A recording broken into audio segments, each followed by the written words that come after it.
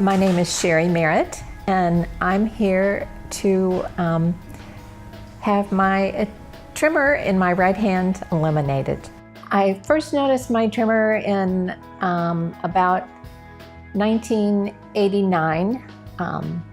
I was diagnosed as hyperthyroid, and I was assured that my tremor would go away as soon as my thyroid was treated.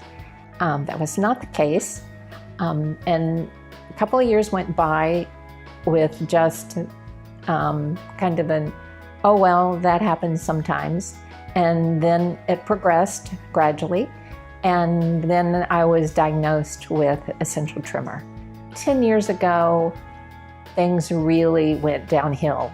I was not able to write, at which time I sort of developed some anxiety about going places that I always go to because I couldn't write. Suddenly realized I was only drinking bottled water because I could drink out of the bottles.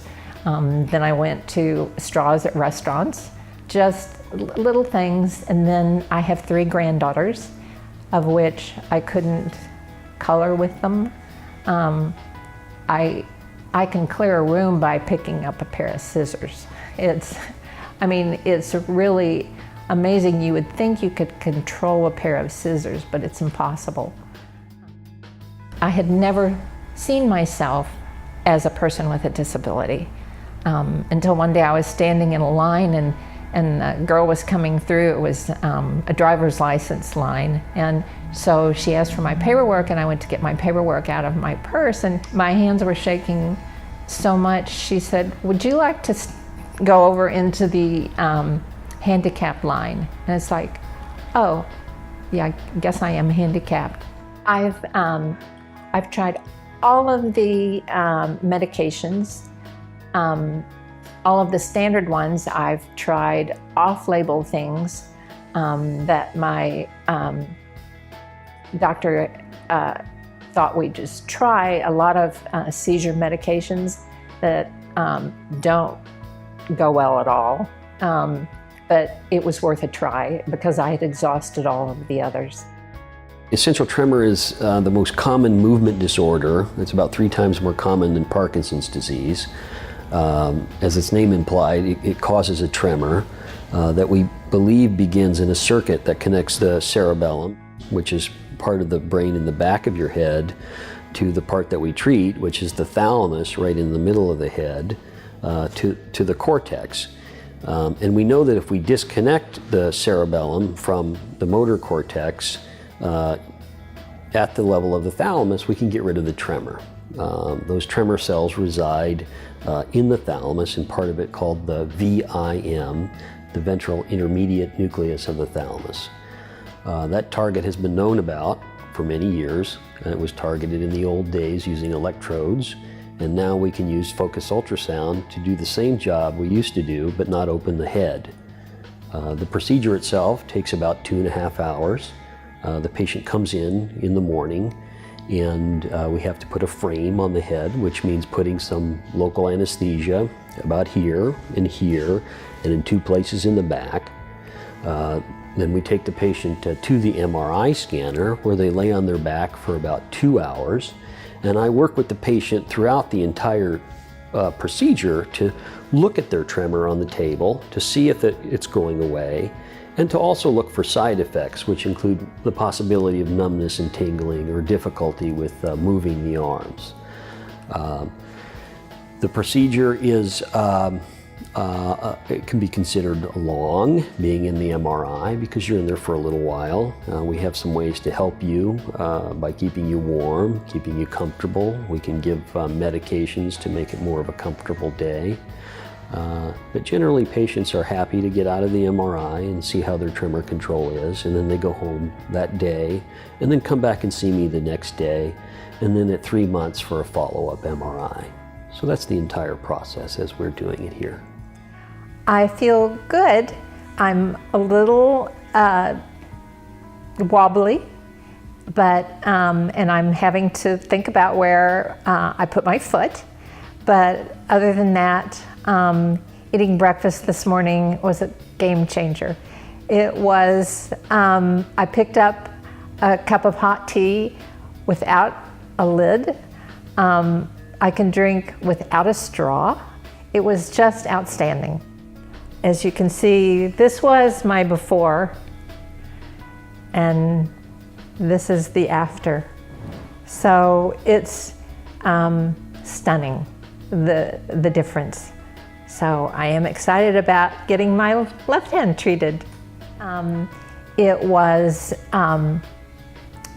not all that terrible. And the ablation itself is in short bursts, much shorter than I had anticipated. You get time in between to go, okay, I know what that's like and you're ready for it. And actually, the more it went, the less it seemed to bother me. You just do become tired. It's a bit draining when you're done, but it's all smiles. I think getting back to a new normalcy that I haven't known since basically 1989, but for at least the last 10 years that I have not been able to write. I'll be able to walk into places and sign my name, which I haven't done for 2 years, or 10, more like 10 years. So I can no longer be looked at as a handicapped individual. Everyone is amazing. Dr. Tierney is the most caring person, just caring person I've ever known, much less a doctor.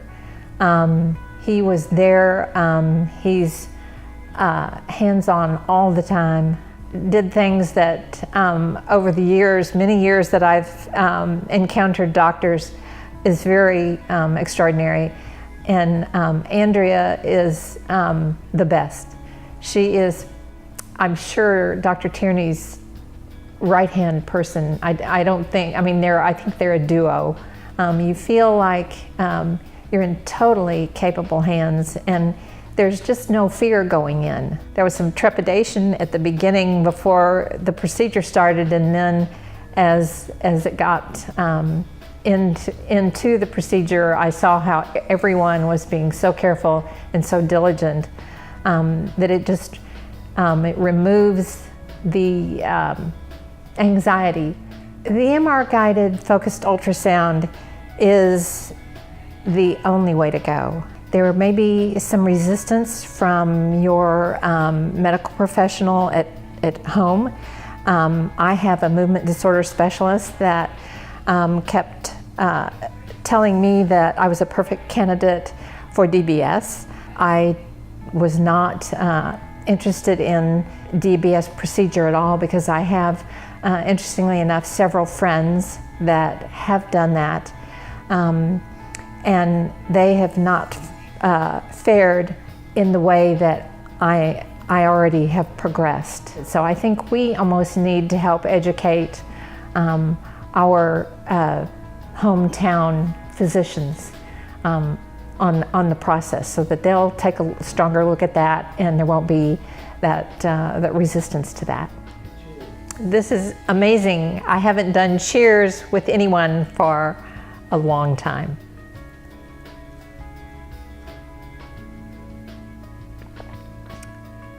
Totally still, and nothing spilling.